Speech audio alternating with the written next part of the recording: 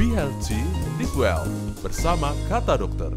Be Healthy Live Well bersama Kata Dokter, podcast kesehatan Kasibo Hospital. Halo sahabat KIH, apa kabar? Semoga semuanya baik-baik aja ya. Kembali lagi sama saya Lucy di sini, di mana saya bakal ngobrol bareng sama seorang dokter spesialis anak nih.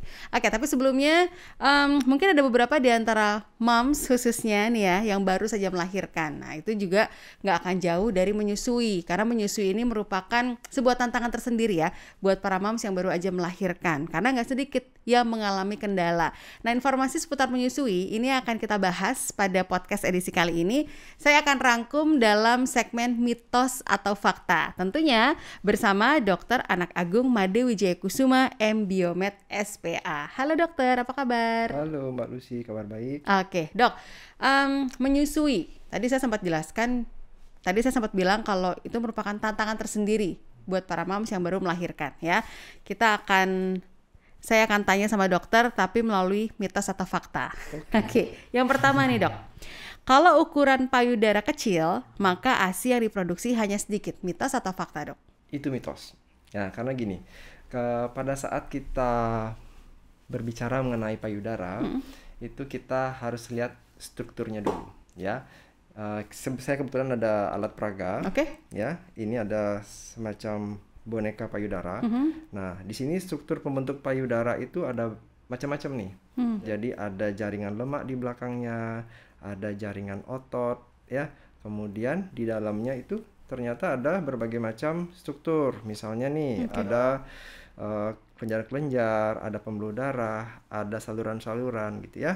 Kemudian di bagian depannya itu baru yang kita sebut dengan areola dan puting. Nah, seringkali besar kecilnya payudara itu terbentuk karena adanya jaringan lemak yang banyak, misalnya seperti itu, atau jaringan otot yang tebal. Padahal sebenarnya kelenjar penghasil air susunya ya tetap ada. Jadi sebenarnya untuk besar kecilnya payudara itu nggak menunjukkan banyaknya volume ASI yang dihasilkan. Jadi nggak usah khawatir kalau payudaranya kecil. Oke, itu moms sudah terjawab ya. Jadi itu adalah mitos. Oke, mitos atau fakta yang kedua nih dokter ya. Menyusui bisa berfungsi sebagai KB alami. Oke, itu fakta. Oke, tapi harus digarisbawahi ya bahwa ketika dia bisa menjadi KB alami itu kalau menyusunya secara eksklusif, ya, kemudian dia tidak pernah menstruasi, kemudian yang selama berapa lama tuh dok? Dalam 6 bulan itu, misalnya selama 6 bulan dia tidak ada menstruasi, maka itu bisa lebih dijamin ininya sebagai alat kontrasepsi alaminya, gitu ya. Jadi harus ASI secara eksklusif, tidak pernah menstruasi dalam 6 bulan itu, maka itu bisa menjadi kontrasepsi alami. Oke. Selanjutnya nih dok, menyusui membantu penurunan berat badan. Fakta. Oh ya? Iya. Ya, karena sebenarnya pada saat ibu hamil itu tentunya ada peningkatan berat badan ya. Itu sebenarnya juga untuk memberikan kesempatan agar produksi ASI lebih banyak ketika bayi itu sudah dilahirkan gitu. Karena sekali lagi kita tetap membutuhkan sumber energi, sumber lemak begitu ya untuk membentuk atau memproduksi ASI.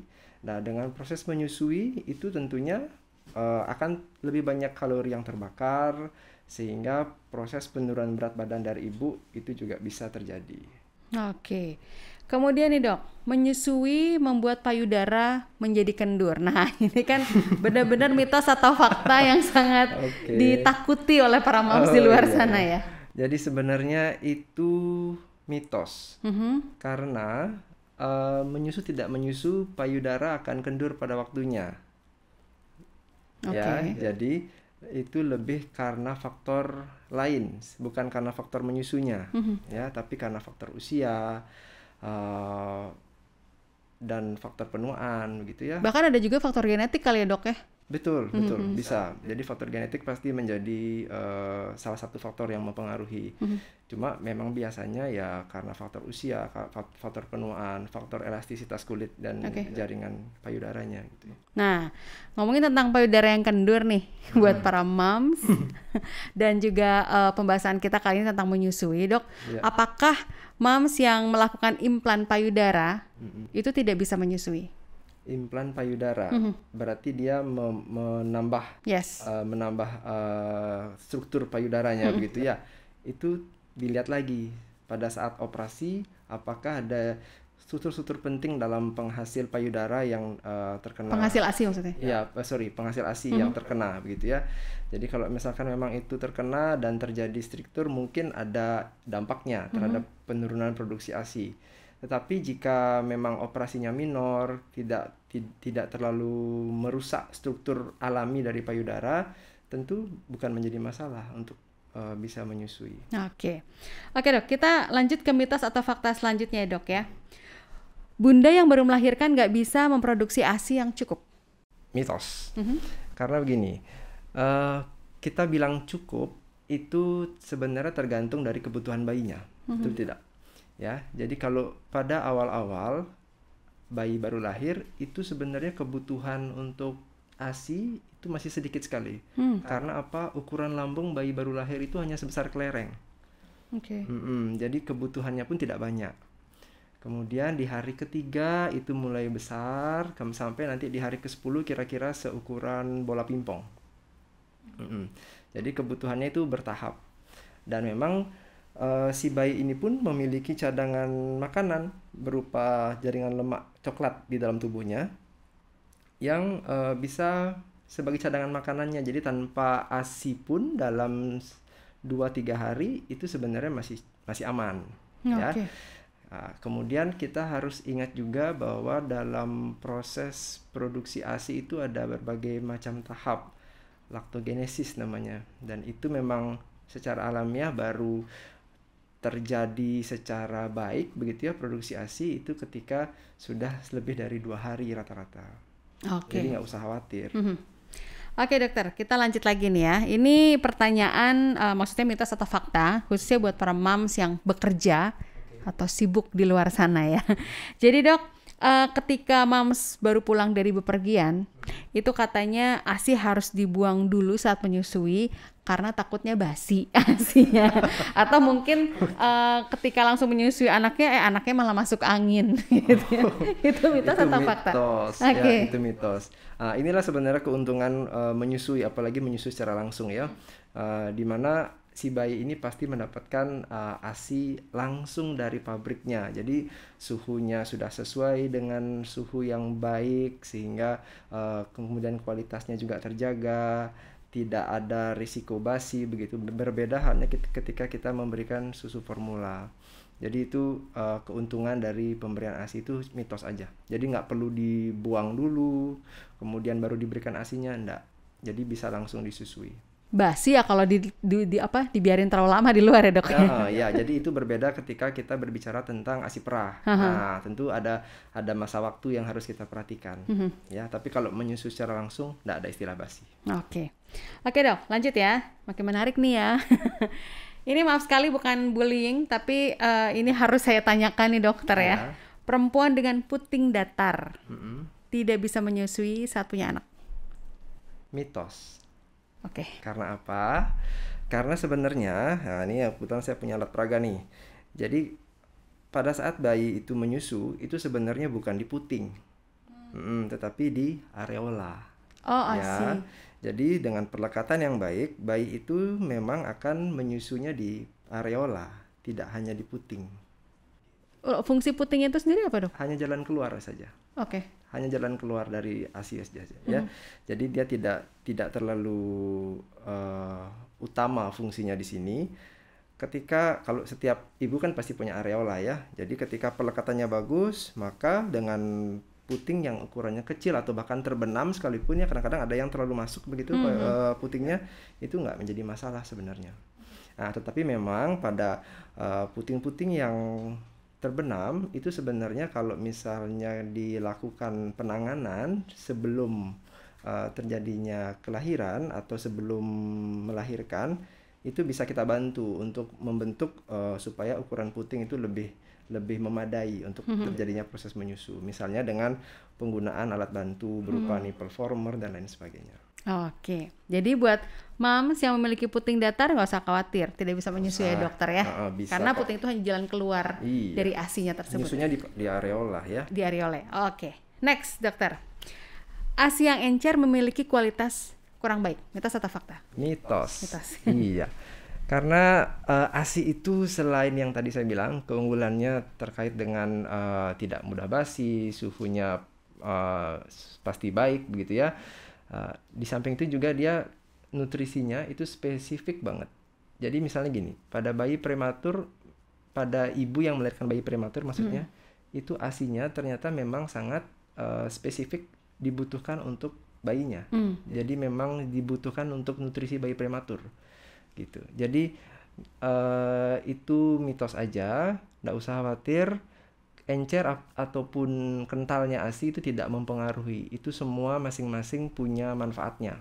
Ya, memang ASI itu kita kenal ada dua macam, ada fore milk, ada hind milk ya. Jadi yang kalau fore milk itu memang konsistensinya akan sedikit lebih encer, biasanya akan terjadi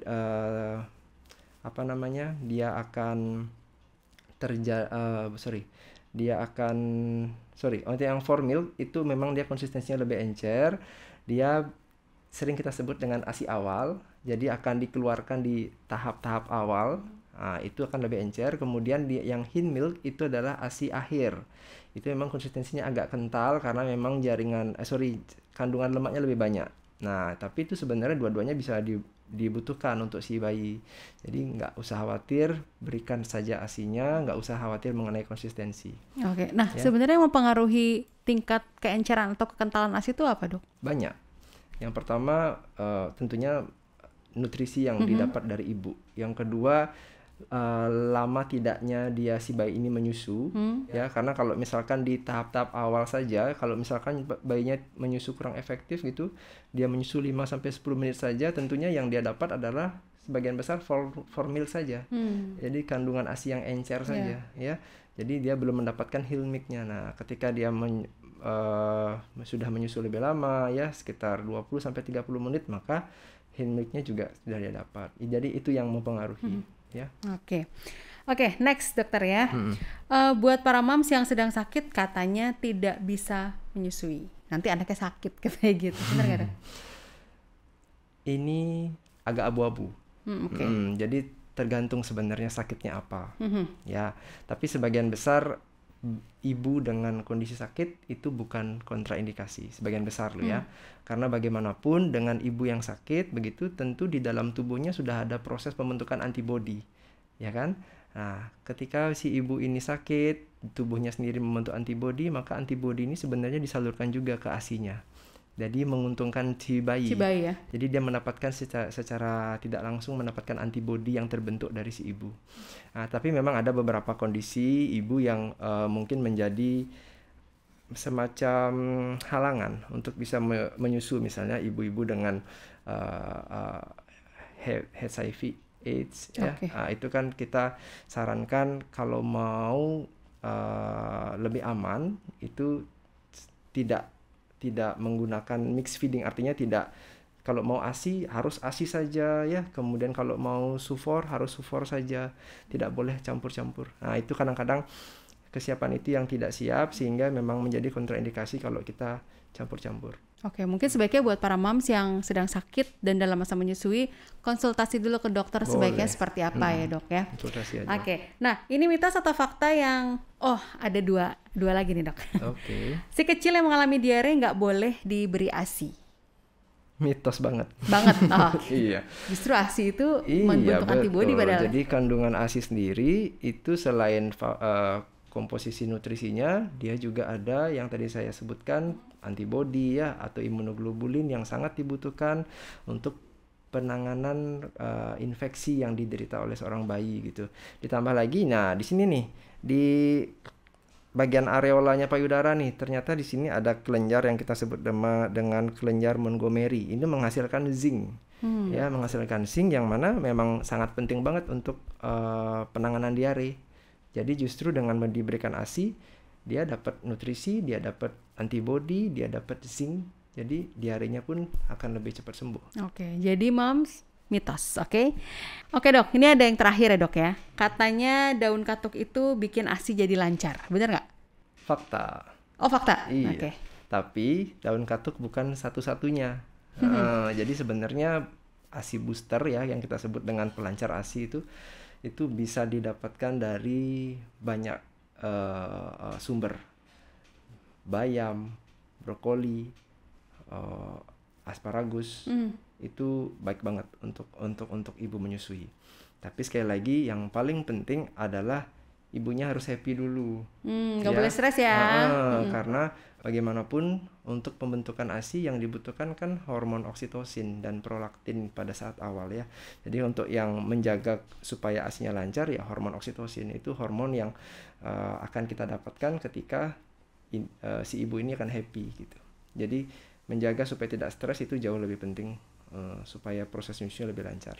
Oke. Nah dok, ada satu pertanyaan saya ya. Ini dari tadi kan kita ngomongin tentang moms. Ya pastilah orang moms yang ngasih ASI ya. Tapi apakah ada peranan ayah di sini dalam momsnya memberi ASI kepada anak? Oh itu fakta banget ya. Itu mutlak. Ya. Jadi memang support system itu sangat dibutuhkan supaya nyusunya baik, bisa ASI eksklusif. Peran ayah di sini penting banget karena satu ya itu tadi mendukung si ibu supaya tetap dalam kondisi yang happy, tidak stres. Mungkin pada saat ibunya sedang menyusui, si suami itu bisa membantu pekerjaan rumah atau sekedar memijit gitu ya. Ada yang kita kenal dengan pijat oksitosin. Nah, itu membantu banget untuk kelancaran ASI. Nah, itu bisa dilakukan oleh seorang ayah. Oke. Mungkin ada satu hal lagi yang membuat moms juga akhirnya ASInya menjadi lancar, Dok ya. Ayahnya ngajak belanja ke mana, Dok? Moms sih happy banget ya, tidak? Check out keranjang belanjanya. Nah, ya. Online silakan moms pilih yang mana. Oke, dokter, terima kasih loh ya, udah masuk dalam pembahasan podcast kita pada kali ini. Tapi sebelumnya mungkin ada yang ingin dokter sampaikan buat para moms di luar sana yang sekarang sedang dalam periode menyusui. Pesan-pesan untuk para moms bahwa harus yakin bahwa menyusui itu memiliki segudang manfaat, tidak hanya untuk bayinya, tetapi dia juga sangat bermanfaat untuk si ibu.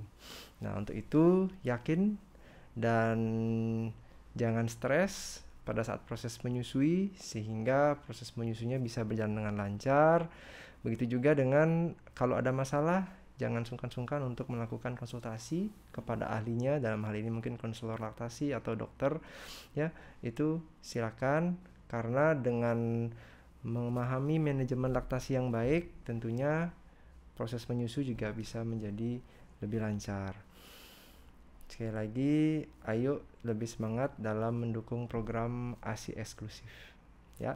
Oke dokter, terima kasih buat penjelasannya. Dan buat para moms yang ingin melakukan konsultasi dengan Dokter Anak Agung Made Wijaya Kusuma M.Biomed SPA, bisa melalui pendaftaran online di 0811 398 3030 atau di 0361 300 3030. Untuk jadwal praktek, saya informasiin dulu dok ya. Dr. Wijaya Kusuma ini berpraktek di Kasih Ibu Hospital Sabe, Senin sampai Sabtu pukul 9 sampai pukul 13 WITA. Kemudian Kasih Ibu Hospital Denpasar setiap Senin sampai Jumat pukul 14 sampai pukul 16 WITA. Sekali lagi buat sahabat KIH yang mau melakukan pendaftaran silahkan hubungi WhatsApp di 0811 398 3030 atau 0361 300 3030. Nah, sebagai informasi nih ya, buat sahabat KIH yang ingin mendengarkan podcast episode kali ini bisa mendengarkannya melalui platform Spotify, bisa juga melalui Instagram kita @kasihibuhospital atau bisa juga melalui channel YouTube @KIHTV. Jangan lupa di-subscribe sahabat KIH ya. Oke, Dokter Wijaya terima kasih buat kehadirannya di studio podcast. Mbak Lucy, sama-sama. Kapan-kapan kita ngobrol lagi. Iya, siap. Jangan tentang ASI lagi ya dok ya. Iya, siap. Tentang anak nanti. Oke. Baiklah sahabat KIH, kalau gitu saya Lucy pamit. Sampai ketemu di episode podcast selanjutnya.